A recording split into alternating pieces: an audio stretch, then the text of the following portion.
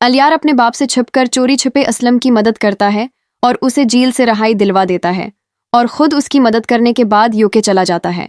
अलियार पाकिस्तान छोड़ने का फैसला इस वजह से करता है ताकि उसका दोस्त इसी के बाप पर नजर रख सके और सारे मामले पर इन्वेस्टिगेशन कर सके, क्योंकि आलिया के जहन में ये सोच होती है कि अगर वो यहाँ से चला जाएगा तो उसका बाप अगर इस्लाम के पीछे पड़ा हुआ है तो खुलकर कोई एक्शन लेगा, और अगर वो कोई कार्रवाई करेगा इस्लाम के खिलाफ तो मेरा दोस्त मुझे पल पल की खबर देगा और मैं फिर अपने बाप से इस बारे में बात करूंगा और इससे सच्चाई जानने की कोशिश करूंगा कि आखिर उन्होंने ये सब कुछ क्यों किया।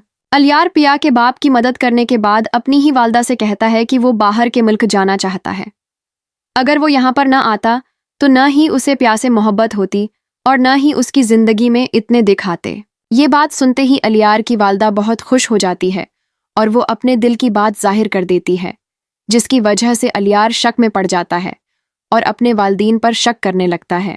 अलियार की वालदा कहती है कि हम तो पहले ही इसी बात पर राजी हैं कि तुम यहाँ से चले जाओ ताकि तुम अपनी जिंदगी खुशी खुशी गुजार सको और तुम्हारे बाप भी परेशान न हों, जो कुछ यहाँ हो रहा है वो आसानी से हैंडल कर लें।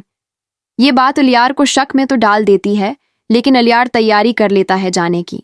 दूसरी तरफ जब सिसी को पता चलता है कि सावल जख्मी हो गया है और उसकी हालत ठीक नहीं, तो वो सावल की खैरियत मालूम करने के लिए चली जाती है। जब वहां जाती है तो देखती है कि सावल को वाकई ही चोट लग गई है, तो वो बहुत परेशान हो जाती है और सावल से कहती है कि तुम अपना ख्याल क्यों नहीं रखते, तुम्हारी लापरवाही की वजह से कितना बड़ा नुकसान हो गया है। इसी वक्त सावल खुश हो जाता है।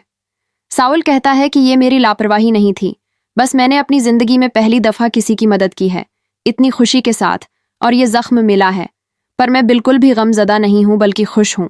ये बात सुनते ही सिसी कहती है कि अब मुझे लगता है कि तुम्हारी जिंदगी में मेरी कोई जगह नहीं बची।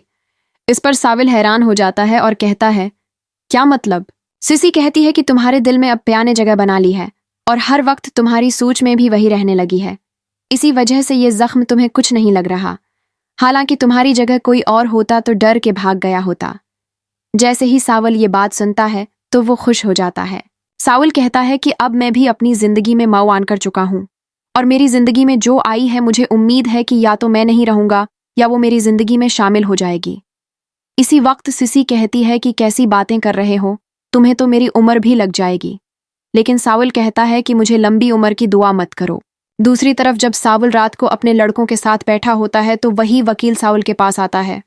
वो सावल से कहता है कि तुम अपने उस इश्क की बात अपने महबूब को क्यों नहीं बता देते।